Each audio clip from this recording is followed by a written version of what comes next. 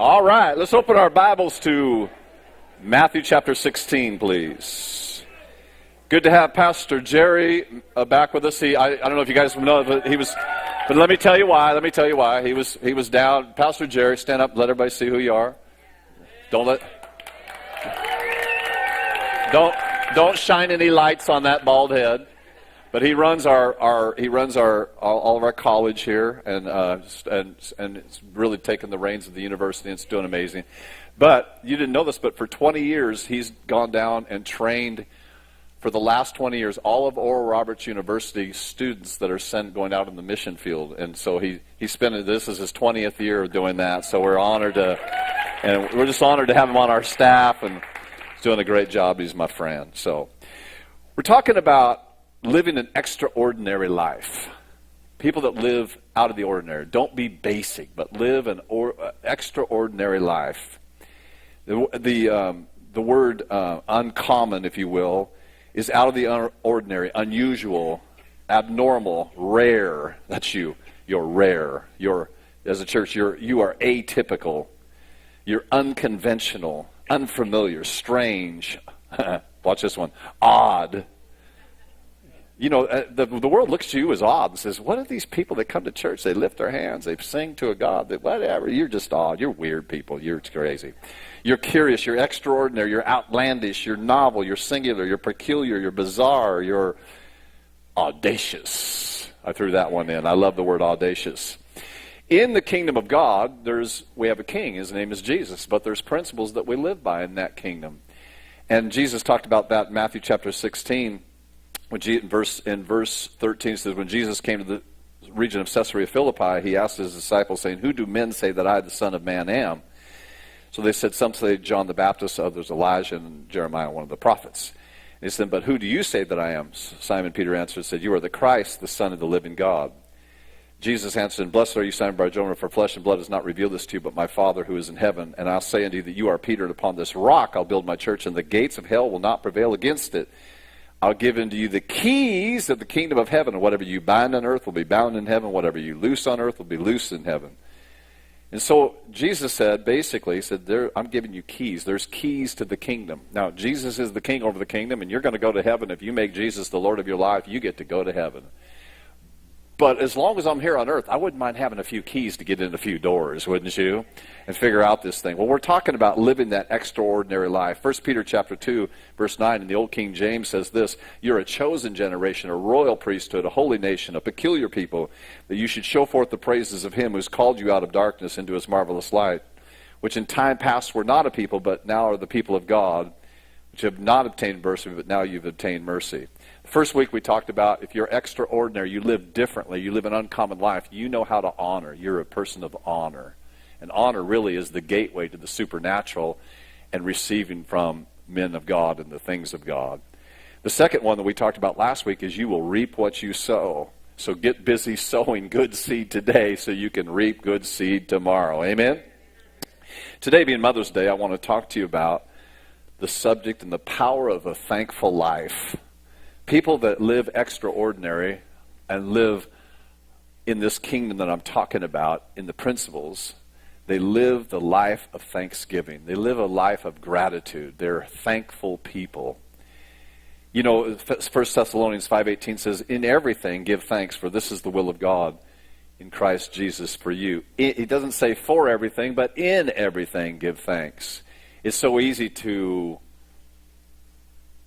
want to give thanks or not give thanks in anything. And sometimes when I get to a place in my life where there's one major, you ever get this, where one major negative thing is happening in your life? And I mean, it's big. And you forget that there's 10 good things happening at the same time because the one chokes out the other. And it's a highly camouflaged form of a way to wipe out the 10 good things that are happening in your life by getting you to concentrate on the one bad thing that's happened in your life. And so we, by our virtue, have to really stay thankful and do it on purpose. Philippians 4:6 says, be anxious for nothing but in prayer, but by everything in prayer and supplication with thanksgiving. With thanksgiving, let your requests be made known to God. Let me give you just a few quotes here. Unknown author, it isn't what you have in your pocket that makes you thankful, but what you have in your heart that makes you thankful. Rochelle Goodrich said, gratitude doesn't change the scenery, it merely washes clean the glass you look through so you can clearly see the colors. Here's another one. William Ward said, feeling gratitude and not expressing it is like wrapping a present and not giving it. That's a good one. Naomi Williams says, it is impossible to feel grateful and depressed at the same time. Wow, that's a good one. It's impossible to feel grateful and depressed at the same time. Someone said, if you concentrate on finding whatever's good in every situation, we'll discover that your life will suddenly be filled with gratitude, a feeling that nurtures the soul. Here's the last one. You simply will not be listen to this one. You simply will not be the same person 2 months from now after you consciously giving thanks each and every day for the abundance that exists in your life. And you have set in motion an ancient spiritual law. The more you have and are grateful for, the more will be given to you.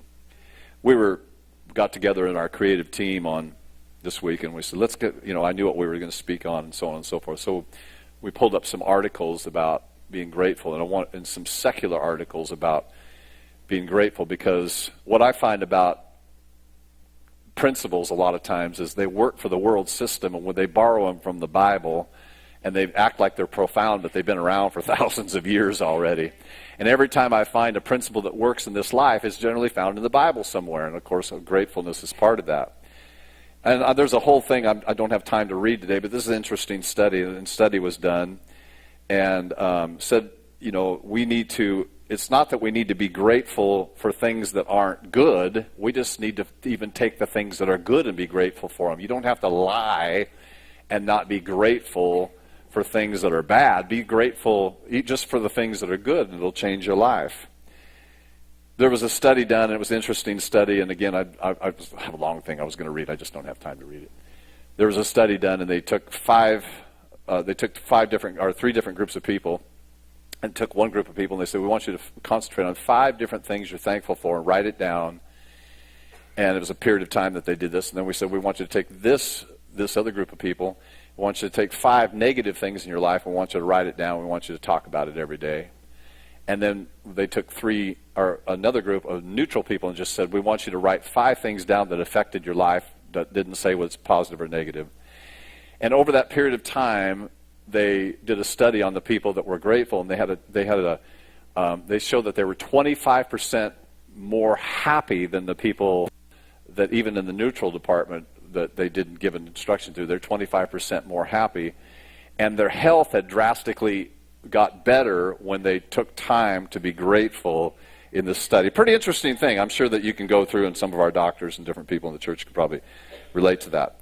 And here's what they said. There's 7 quick things, and I'm going to just say quick things, and then I'm going to go into something else.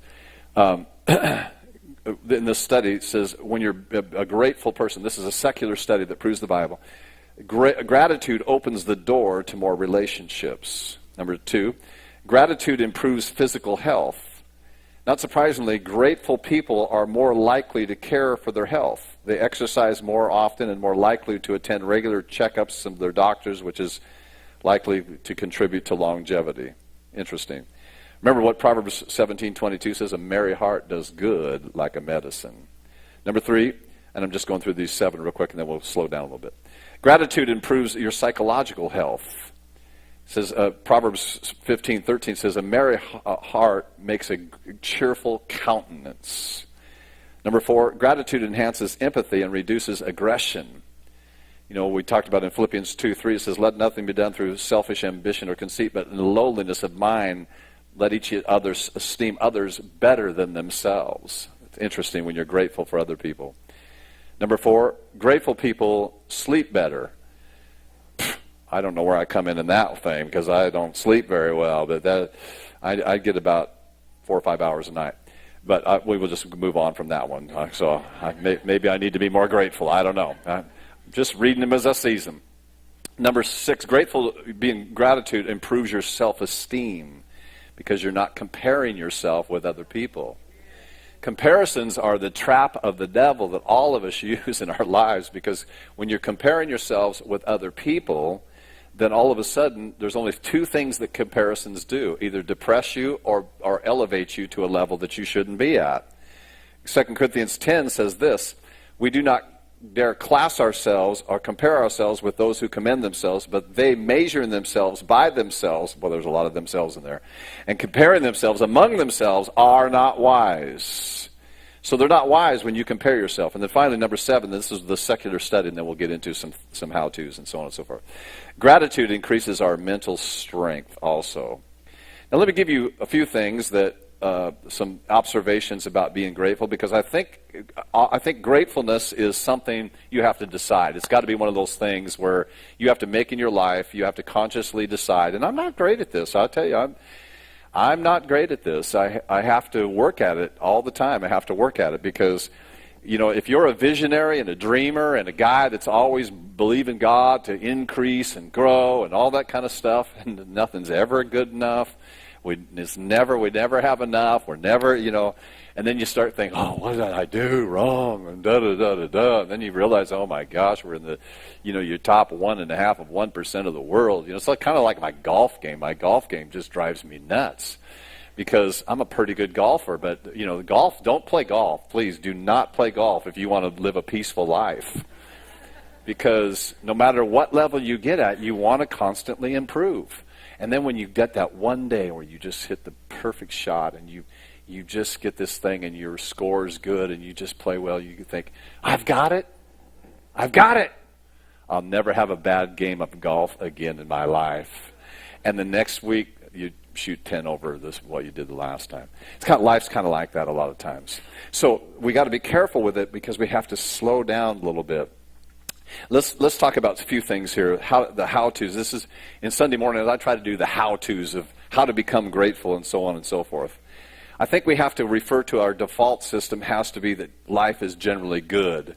You should probably wake up every morning, and even if you don't feel good about life, you should probably wake up and just say, I'm going to try to find something good about this life today. Hard times come upon all of us, but there's something about waking up and just starting your day off. First off, most of you start your day off with this. This is the way your day begins. Boy, I don't know. I don't sleep hardly, so I don't usually have that. But there's just something about, and then when that goes off, maybe if you just start your day and just start saying, I'm just going to be a grateful. Maybe even just grab your phone and not look at Facebook when you first get up. And maybe you should grab your phone and find a list that you can make on there and just say, I'm going to say these 5 things that I'm grateful for. I'm just going to talk about what I'm grateful for. Watch it change your life if we just look at every single day as, man, this is going to be you know who I'm preaching to today? Glenn, you need some of this, man. You just need to get your act together. Okay, I'm sorry. I'm listening, Pastor. I got it. But we need to just wake up every day and just, if you have this grateful mentality, that the belief system is generally life is good.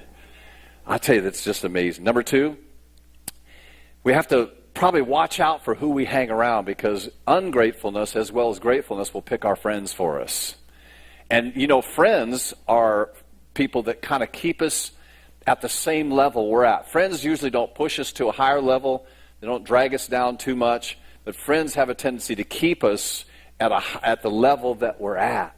And if you're around a bunch of negative people, you're just going to waller in negativity. And friends have a tendency to our attitude picks our friends for us. So you have to watch that. You have to watch and look at people and think about this and just say, my relationships, are they really in that direction? Because this could affect my health by who I'm hanging around and becoming like. Be careful with that because your friends will be picked by your gratefulness. Number 3, I think this is a tough one for all of us sometimes, and especially with America, we're such a divided nation right now. But we have to believe, I think our mindset has to believe, that most people are good and to be trusted. And I'm not sure we believe that anymore in America. I'm not sure in our climate, we're becoming a divided nation, and we really need to pray, man. We need to pray for our nation because we're becoming a divided nation, and I don't know how to, I don't know how to put it back together. It's got to be a spiritual thing because it can't be a natural thing because natural just, but we have to wake up this morning and assume that, even people of the political opposition to us are probably have a good heart and mean well. I mean, that's not easy for all of us, and it's not easy for me. But sometimes you have to just believe that everybody is basically wakes up in the morning, and they don't wake up in the morning and say, let's see, I got 5 things to do today. I'm going to screw up my kid's life. I'm going to make my work. I'm going to make work worse when I get there, and I'm going to be a rear end in traffic. And I just want to make sure that I yell at my wife before I leave. And I'm not going to do anything I'm supposed to do today. There we go. I got a great plan for the day. Most people don't wake up that way. They wake up thinking, I'm a good person. And so sometimes life does things to us and different things. And so we have to be careful that we don't buy into that somehow people, and watch this, and one thing I've noticed, and forgive me for saying this, and I ask your forgiveness already, sort of, but I ask you kind of forgiveness already, but what I find about people is when they go negative and go on you really negative or accuse you of different things like different stuff, it's usually what they would do with the same situation that with the same finances, the same power that you have, that's what they would do when they accuse people of that. So you have to assume that in this life that people are generally good. And God has a plan for people and a destiny for people. Here's a good one. You just concentrate on what's right instead of what's wrong. I know these are simple, but you concentrate on what's right in this world instead of what's wrong in this world. Number 4, concentrate on what's right in this world. We live in a world that's in fear of everything. We live in a world that we're about ready to, it's like we wake up and the economy is going to crash, and North Korea is going to send a nuclear bomb on us, all of a sudden, the economies, people are building, and when's the crash going? We get so negative sometimes that we walk in a level of fear, and I'm not saying an unhealthy thing where maybe we need to kind of sustain and see some things, but we've got to be careful not to get over and be a pessimist about everything. And I believe in life. I believe in a God that just, that helps us in every situation. And I say this, even that is, let's say that everything falls apart in the world tomorrow.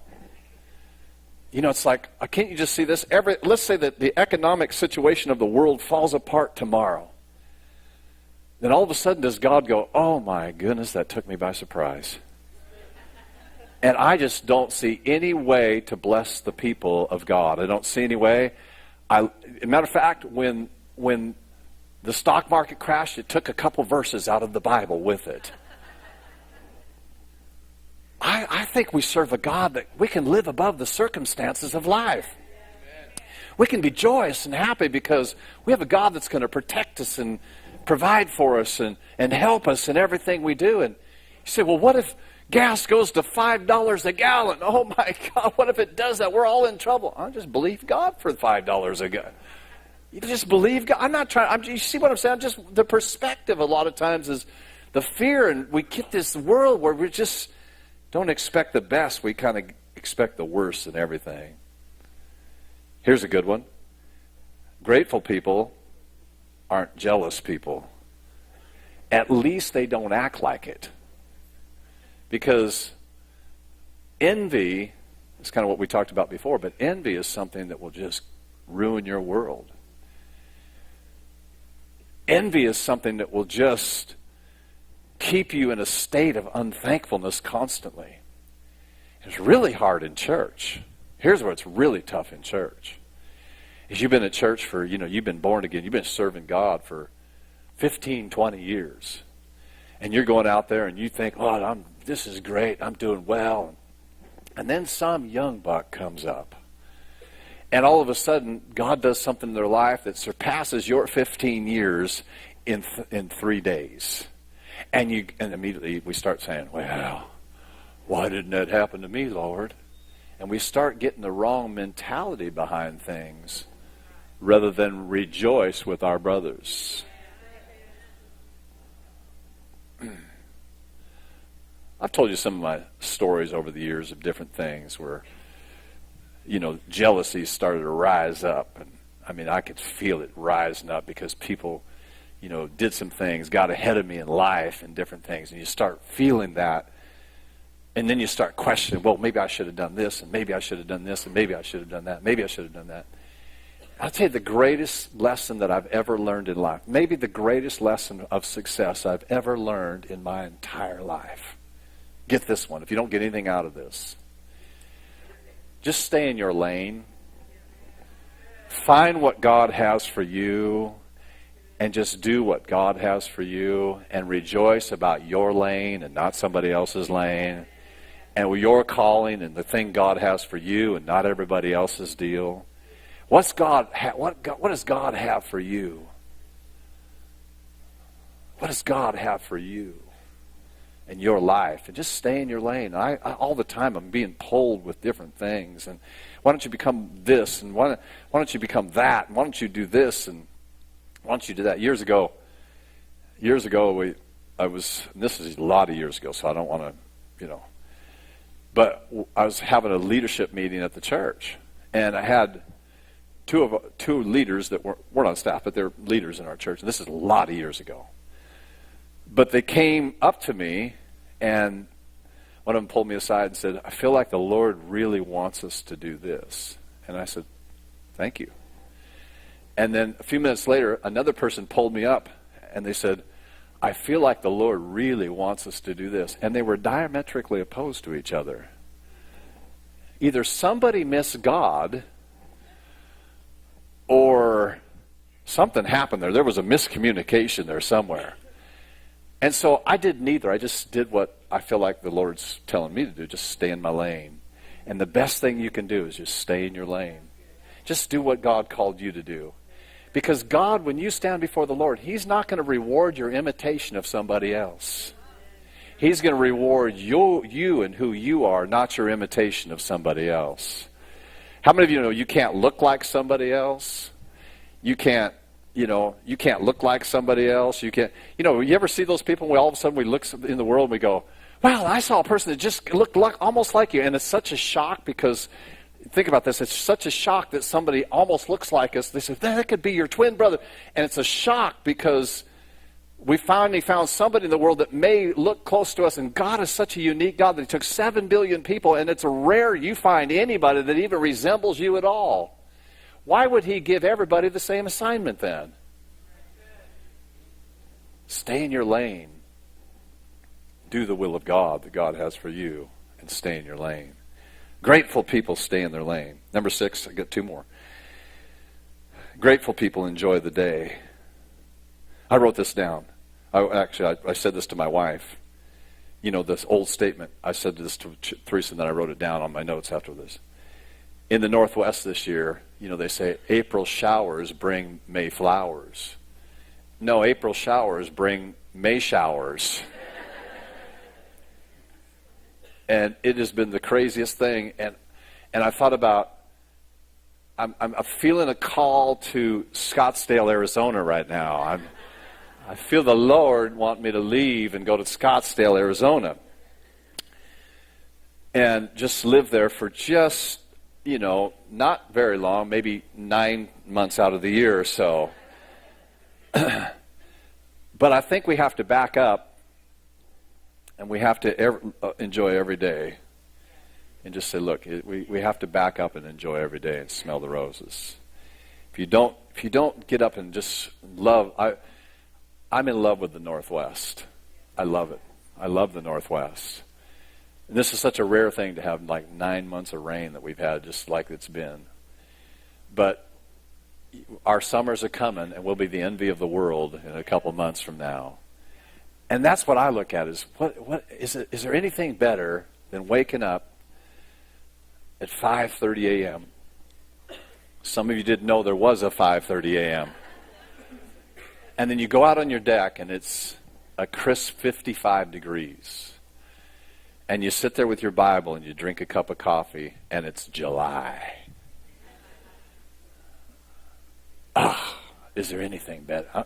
I'm hoping you'll stick around and not move to Scottsdale. That's why I'm telling you this today. But you have to enjoy the day. Enjoy the life you have. We drive down Highway 14. We live out in Camas. A lot of times we come home and we drive down Highway 14. And there's the most beautiful view of any view in the world. And it's this big mountain that just sits there and says, "You're too cold to come up on, so I don't go there, but I like the view of it." And I look at that every time I cross that, and I look at that. When I was a kid, I could care less. But now I look at that and say, man, look at that mountain. Isn't that beautiful? Isn't that gorgeous? We're driving down, Theresa and I were driving somewhere yesterday, the day before, and we're looking at the, I know this is weird, but we're looking just at the greenery around us and say, look how green everything is. I mean, it's just an amazing place we live. Isn't that better than just going, oh my God, I just hate the rain. You're going to live here anyway. You got to figure out a way to enjoy it. Number 7, and finally, grateful people aren't gossipers and complainers. 1 Corinthians 10 says, now these things became examples to the intent that we should not lust after evil things. They also lusted and did not become adulterers with some of them. As is written, the people sat down to eat and drink and rose up to play. Nor let us commit sexual immorality as some of them did, and one day 23,000 fell. Nor let us tempt Christ as some of them also tempted Christ and were destroyed by serpents. Nor complain as some of them also complained and were destroyed by the destroyer. He's saying these Old Testament people, man, these are our example. Let's don't be complainers because it brings something to us. I guess I have number 8. And this is kind of the same thing. Number 8 is being ungrateful will stop the blessing of God. Psalm 78 said they limited the Holy One of Israel. Being ungrateful, if you walk around as a grateful person, it will just bring the power of God in your life. It brings the favor of God in your life. But the minute you start as a lifestyle becoming ungrateful, it cuts off the power of God in your life. Sometimes we just need to thank our way out of stuff. Sometimes we just need to praise God and just thank our way out of stuff and just begin to worship God and just say, I'm thankful for Father. I'm just thankful for things. I'm grateful for my wife. Did you know that they said, well, this guy in this study cited, he said, to a 90% accuracy, listen to this, to a 90% accuracy that I read, they can tell whether a couple's going to get divorced by the way that they talk to each other and whether they're grateful for their spouse or not. To a 90% accuracy, they can predict it. People that live an extraordinary, different life, people that live in the favor of God are thankful people. And it brings something. It brings the power of God, brings something amazing to our lives. I'm thankful for that baby. You know, I'm thankful for Pastor Jerry and what was your name again? Mary. Margaret. I'm thankful for Margaret too. I'm thankful for these guys. I'm thankful for Jordan, who's probably downstairs, and Shelby run our youth around here. I'm thankful. Man, I'm grateful. You know, I'm so grateful. I'm grateful that this family needs, but they just had this. If you guys had a rough couple of weeks, man, how can you stay grateful when you broke a foot? We got a collarbone on one of the kids and half chopped off one of the kids' fingers, all in the last week. It's hard to stay grateful in that, but you're grateful, aren't you? Grateful for you. I'm grateful for my daughter-in-law and my son. Especially grateful for my wife. She's such an amazing person. Love you too. I snapped at her last night a little bit, and she got a little upset last night, so I apologize for that. I didn't lift my voice, though, did I? Kinda? Well, she's going to have to get off that stupid thing and get busy working around the house again. I'm grateful for Bill and Vicki, who are the rock stars of recovery in Clark County. I'm grateful for you too. I really am. What you guys do in that community. This place was jam-packed last night, full of people. I'm so grateful. Grateful for this family, the Waldersdorf family. Lisa's been with me since the dinosaurs were around when Lisa and I started. Lisa came, she'd ride a motorcycle into church, and she had these long cigarettes she smoked, and she's riding her motorcycle, and it was a Honda or something. It wasn't very nice. It wasn't a Honda or something.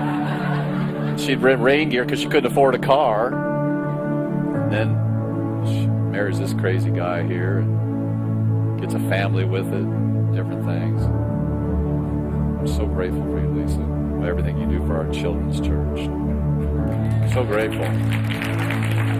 I'm grateful for a great worship team that these guys are just so faithful, and I'm just so thankful for the team that we have. Matt up here is one of the most brilliant musicians that exists on the earth today. You guys don't know that, but he's one of the most brilliant musicians. Andrew and Jessica, they're leading worship and team. And Steve up here has lost 50 pounds. And he did not get any hair back when he did that. He didn't get any hair back. Grateful for Janice and Ed, that what they do for our church is just, you can't call Ed up. I call up Ed one day and I said, Ed, I'm looking, can you give me some advice on the security system here when they were burning down churches? And he said, well, I've always wanted to get into it. Next thing I know, you got a $15,000 or $20,000 system around our church that's got 30 cameras, and you can see nose hairs with these cameras, I'm just so grateful. I'm so thankful for Mitch and Helen who helped us start the church 150 years ago. He hasn't cut his beard since. I'm so grateful. I'm so thankful. Bruce and Jackie, and just such a fine couple that stood with us all these years. Hennepins. I'm just so great. What a great day. And Dave and Cindy White over there. And I could just go around. I'm grateful for my in-laws, my father-in-law. He's like a dad to me, and I love him so much. And my mother-in-law, is just so nice to get along with mother-in-laws and people. And we've never had a bit of trouble. She's probably been mad at me a lot. I've never been mad at her, but she's probably been mad at me a lot.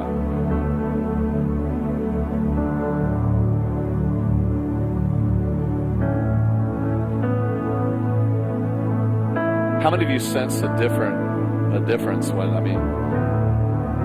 all of a sudden I'm preaching and fine, but now there's a shift in the service.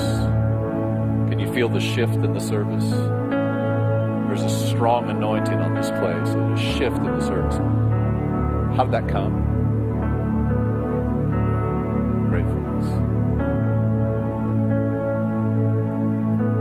There's a shift that happens. Way out of time. I only have 1 minute left in the service.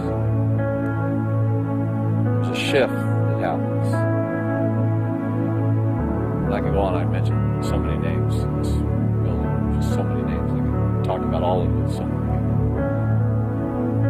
If you guys would sit up closer, I might get you sometime. I'm so grateful for everything God's doing in our church. So thankful. Thankful for my mom. I'll see her later on today. She'll be at dinner today. So my wife makes homemade clam chowder, and we have razor clams coming. So not that you guys care about any of that, but I like that. She's 80 years old. She's just turned 80 years old. I'm just so grateful. I'm so thankful. What a life I live. What a life I live. I'm so thankful. Maybe today we could stand up one more time, sing another worship song. Let's stand up one more time.